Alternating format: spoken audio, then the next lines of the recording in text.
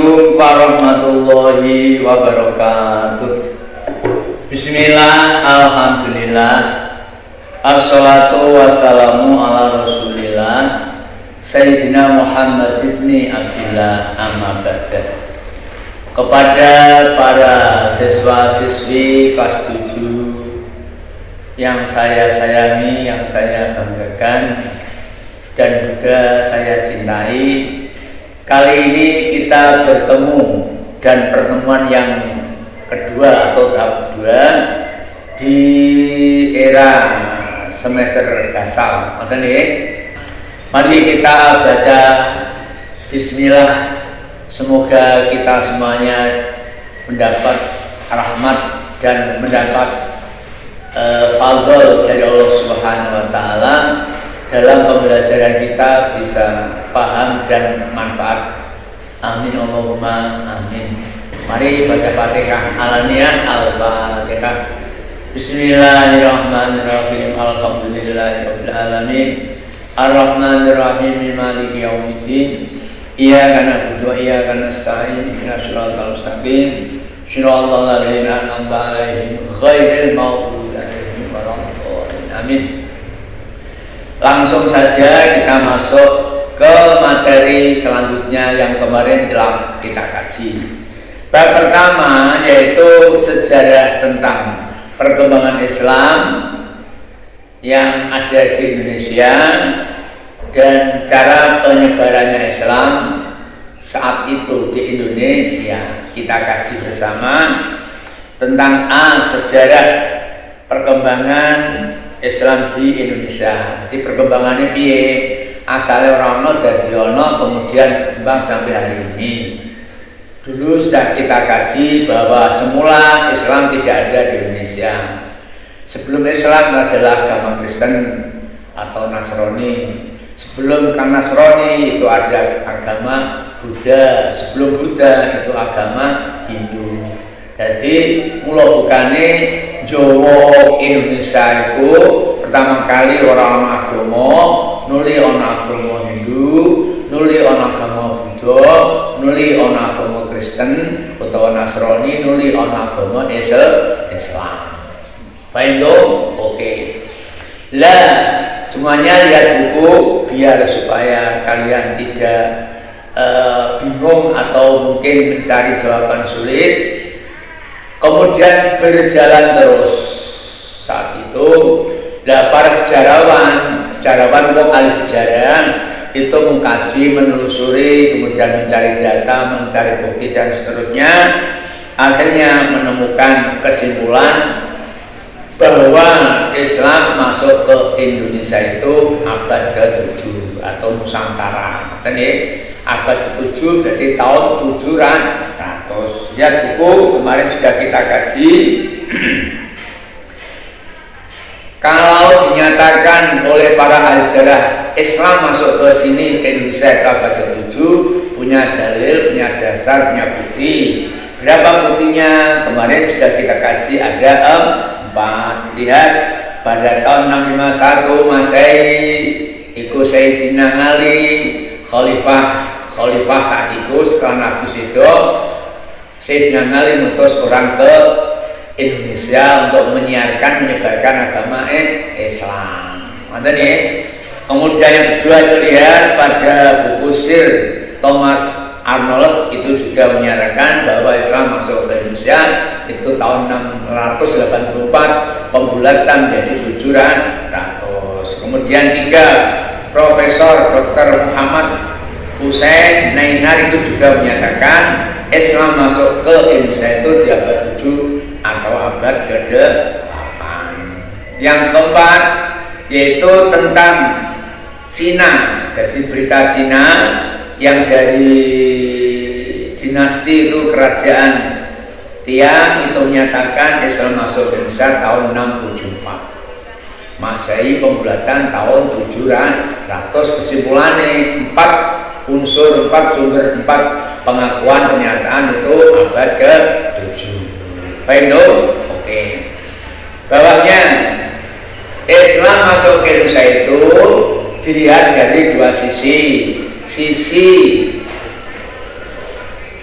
saat datangnya Islam ke Indonesia, mau sudah abad ke-7 dan seterusnya, kemudian Islam datang ke Indonesia itu lewat mana saja. Jadi maksudnya Islam lunga Indonesia ku ngliwati atau digawa sapa. Lihat pada buku ada 5 pendapat atau 5 penentu atau ya menentukan lah ya. 1, kalau Senok Burgunya itu menyatakan Islam masuk ke Indonesia itu lewat India. Kalau Pak Sucipto Wijaya Supatro itu menyatakan Islam masuk ke Indonesia juga lewat India. Jadi 2 priantun menyatakan dari India. Jadi Mekah dan India nomor ini. Kemudian ketiga itu Abdul Malik Karim Amrullah, disingkat Hamka. Itu Islam lunga ning Indonesia ku lewat Mesir, Mekah, terus ning Indonesia. Jadi dewi-dewi. Yang ketiga, yang keempat, itu Husain Jayaningrat, itu dinemuni Islam no Arab kono tekan Indonesia ku lewat Iran. Iran itu ya negara lunga ning Indonesia. Lah sing terakhir kelima, lihat halaman 3. Menurut Al-Syihab, Islam itu langsung ke Arab lunga ning Indonesia digawa wong dagang-dagang. Jadi kalian kalau menjawab ya salah satu dari 5. Itu oke. Sekarang kita masuk ke bab 2, ke pasal 2, proses perkembangan. Islam lunga ning Indonesia itu lewat perkembangan, maksudnya kok desa iki, kok pulau iki, kok kan gitu. Jadi setelah sitik kok sitik, step dari step. Materi lihat buku. Pertama kali Islam datang atau teko iku nang nggone Sumatera. Lihat buku. Pada waktu Islam masuk ke Sumatera itu abad ke berapa? Abad ke-7 Masehi. Dan ini di garis sore kanggo jawab pertanyaan. Ayo, oke. Lihat sore. Sayyid Ali bin Tahir itu lihat, iku menyatakan Islam masuk, iki menguatkan sing dhuwur mau. Islam masuk ke Indonesia juga abad ke-7 atau tahun 700. Kemudian Zainal Abidin Abbas menyatakan 684 Masehi, yo sama dengan 700. Paham dong? Jadi pertanyaannya, Islam masuk ke Indonesia itu pertama kali di pulau mana? Jawabannya di Pulau Sumatera. Tahun toh abad ke berapa? Abad ke-7. Semenai rasa dulu. Ngoten nggih. Ben kowe ra paham sebab iki oleh mulang lewat PJJ atau lewat apa nang jenenge lewat ya sini iki lah. Ngoten nggih. Kemudian lihat buku balik halaman 4. Di Sumatera iku sing nyebar Islam nok nggone Sumatera Barat iso sapa? Lihat buku Syekh Baharuddin. Ngono kuwi corek Syekh Baharuddin corek jret minangka kunci jawaban. Sumatera Barat ya corek ngisore garis maksudku corek jret. Kalau di Samudra iku sapa? Di Sumatera Selatan maksudnya iku sapa sing nyebar? Raden Rahmat utawa Sunan Ampel. Paham? Nah, itulah singkat mawon nggih, singkat. Jadi sing nok Sumatera Barat sing nyebar iku Syekh Baharuddin, sing nok Jawa nang Sumatera Selatan iku Raden Rahmat utawa Mbah Sunan Ampel yang sekarang atau yang berada di Jawa Timur. Paham? Oke. Lah sing Islam no Lampung ya Sumatera, no Lampung iku sapa? Iku Menak Kumolo Bumi. Dadi Menak Kumolo Bumi iku sing Islam no wong Lampung. Oke, ada 3 tokoh ya. Titik sause Sumatera di Islam no Ngetan. Ngetan ke mana? Kalimantan. Dan Islam mlebu ning Kalimantan iku lewat proses perang. Sebab nduk kono kuwi nggone Kalimantan ana kerajaan nanti mau nggone Kalimantan iku kerajaan Majapahit. Ngaten. Lah iku ki dikuasai seorang raja namanya Maharaja Sukarman. Ya tuku tak baleni Islam masuk ke Kalimantan iku lewat perang. Saat itu di sana sudah ada agama Hindu. Rajanya yaitu Sukarman. Islam masuk ke Kalimantan tahun 1350 Masehi. Ini sejarah. Ngoten nggih. Sejarah itu kejadian nyata yang telah lalu sejarah.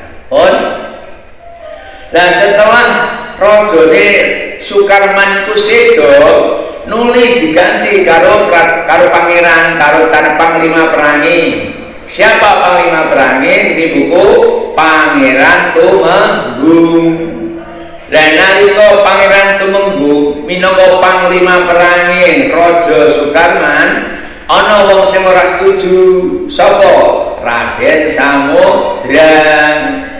Mengapa Raden Samudra ora setuju nak sing ganti Pangeran Tumenggung? Karena iku kekarepane dhewe, istilah apa?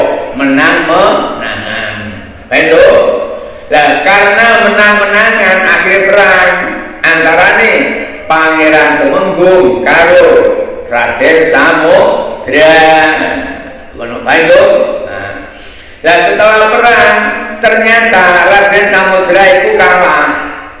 Bareng kalah, terus Raden Samudra lunga ring Jawa. Lu bantuan ring gone Demak. Nah, ring gone Kesultanan Demak tahun pira kunang 1550. Lah Demak kuno petuk karo Pangeran Demake.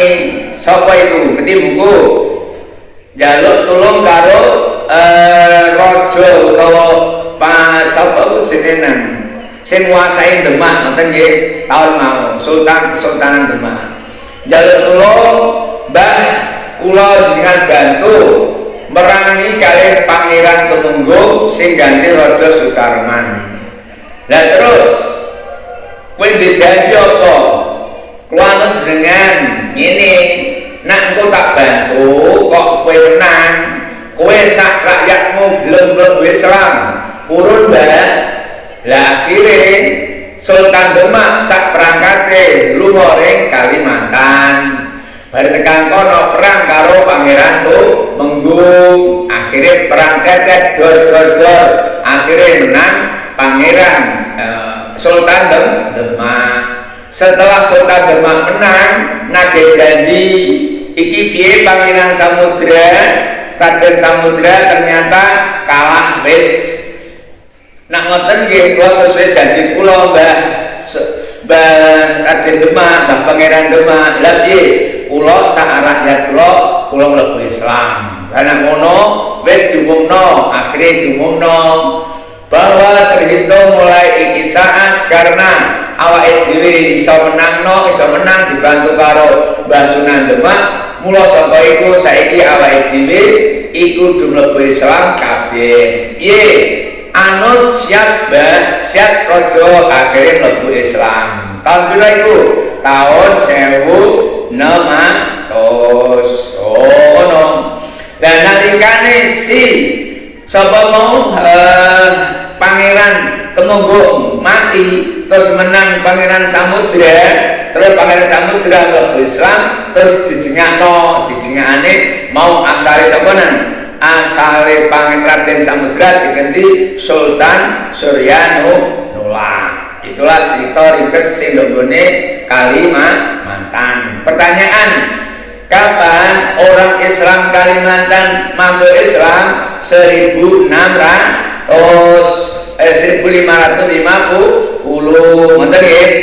Kemudian saat itu ada peperangan antara siapa dan siapa? Antara Pangeran Tumenggung dan Pangeran Samudra. Menang mana? Menang Raden Samudra. Raden Samudra menang dibantu siapa? Dibantu Pangeran Demak atau Sultan Demak. Akhirnya Sultan Demak nagih janji bila menang masuk Islam semua. Iku mengislamno daerah Kalimantan lewat perang. Itu wes baris Kalimantan wes Islam, kemudian kita sikit ring Sulawesi. Terus ring Sulawesi lan tokoh mubalak sing nyebar Islam saat iku yaiku wong-wong sing suku Makassar karo suku Bugis. Wong suku Makassar dan suku Bugis, suku kelompok iku dunia Islam wong-wong Sulawesi. Akhirnya wong Sulawesi anut tahun piro 1600. Abalani Islam masuk ing Sulawesi tahun piro 1600. Sing Islamno wong kono kuwi suku apa ambi apa? Suku Makassar karo suku Bugis. Pendo wis titik. Sekarang di Mai Islam masuk ing Maluku, dadi nekane Sulawesi kono Kepuan Maluku. Nok Maluku kuwi, Maluku iku ki ana 4 kerajaan. Ya buku. Kerajaannya apa Pak? Halaman 5 nggih. Kerajaan Ternate, Kerajaan Tidore, Kerajaan Badan dan Kerajaan Jailulu. Ayo paragraf 2 dari atas. Nah, Maluku kuwi kesuwur apa nih? Kesuwur hasil rempah-rempah. Hasil rempah-rempah kuwi sing paling kesuwur iku cengkeh. Cengkeh iku senengane wong Eropa, ning sing bakuli sing pedagang iku wong Arab. Jadi wong Arab kerja ing Maluku, lho kono bakul rempah-rempah utamane cengkeh, karena cengkeh iku senengane wong Eropa. Lah naiko iku tahun piro? Tahun 650 Masehi. Oh, ngono. Lah wong-wong Eropa dulu ngukoni cengkeh sing didol wong Arab. Lah wong Arab bakul cengkeh ndok Sulawesi, ya ana sing dekos, ana sing tok mulai, ana sing mek buju wong Sulawesi. Iku mulai ana wong apa jenis saiki iku globalisasi. Akhirnya wong Mekah do nikah ngrabeni wong Sulawesi do manduk kono. Lah mau do Sulawesi wis ana kerajaan papat jenenge saka Ternate, Tidore, Bacan dan Jailolo. 4 kerajaan iku tedak turune utawa turunan utawa nasab saka Ja'far Shadiq cucune Sayyidina Ali bin Abi Thalib. Jadi Sayyidina Abu Thalib mantune Kanjeng Nabi duwe cucu. Lho kono Sumatera endo Sulawesi, lho kono dini sing kerajaan papat mau Ternate, Tidore, Bacan dan Jailolo. Paham to? Oke. Lah, 4 kerajaan iku ki ngono. Sapa raja-rajane? Lihat bawah paragraf ngisore. Sultan Zainal Abidin iku dadi raja Ternate. Sultan Jamaluddin dadi raja nok Tidore. Sultan Hasanuddin dadi raja nok nggone Jailolo. Baiklah. Nah, 3 kerajaan itu semuanya menanur iku kabeh do mlebu Islam.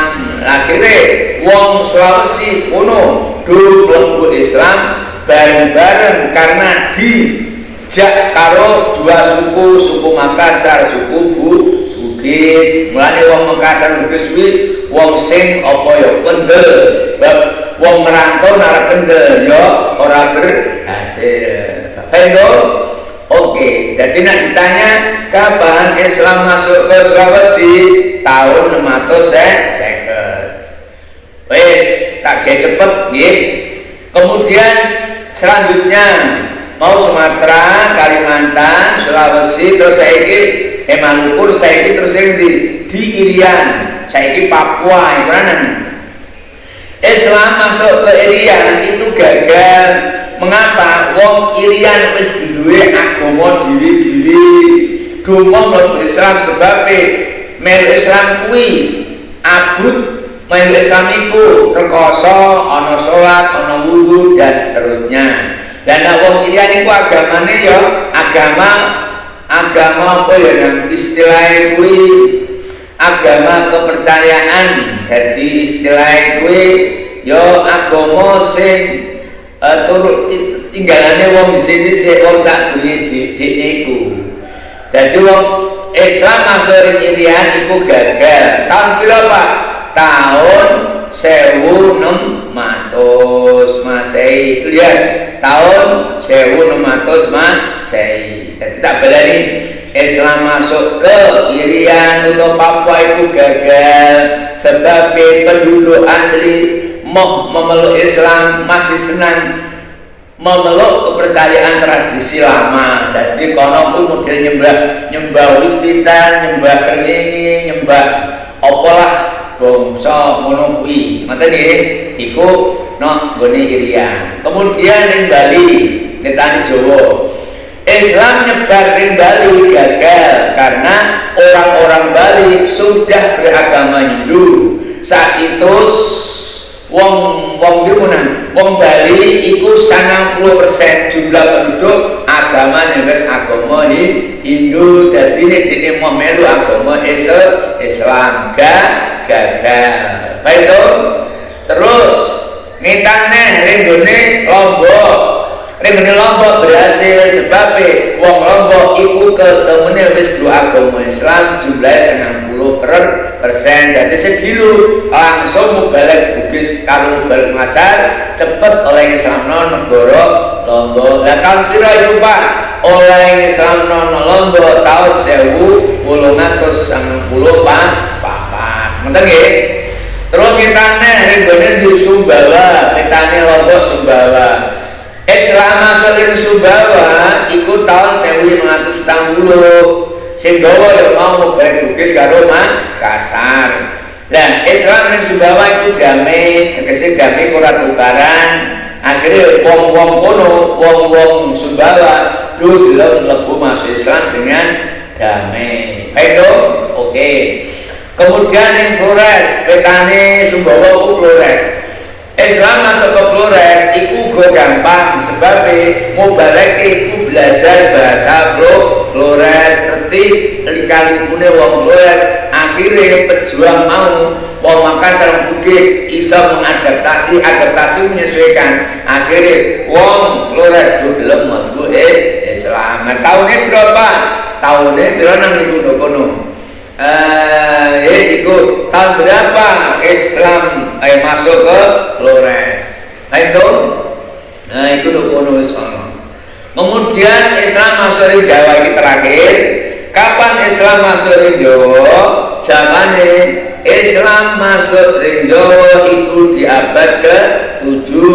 Sapa sing gawa? Saudagar sing do kerja ning Arab. Itu mengenai itu ya. Jadi orang sampai bingung Islam masuk di Jawa abad ke-7. Baik itu untuk kali ini satu pasal yaitu tentang masuknya Islam secara bertahap mulai Sumatera, kemudian Kalimantan, kemudian Sulawesi, kemudian Papua, kemudian Bali, kemudian Lombok, Flores, Sumbawa, akhirnya Jawa. Oke, itulah kali ini yang kita kaji tentang pasal yang kedua. Besok insya Allah 3 Islam pada masa penjajahan. Untuk mengakhiri semuanya mengerjakan atau bagi latihan, kerjakan mulai soal lihat buku, kerjakan di rumah mulai soal nomor 3, nomor 4, nomor 5, nomor 6 dan nomor 7. Berarti 5 soal ya, saya ulang. Yang dikerjakan di rumah halaman 17 mulai soal 3, 4, 5, 6 dan 7. 5 soal. Baik itu. Dan enggak Pak, ya delok buku. Ngono nggih. Muga-muga manfaat lan kalian paham akhir dari bocah soleh lan solehah Allahumma amin wa ilauna. Wassalamualaikum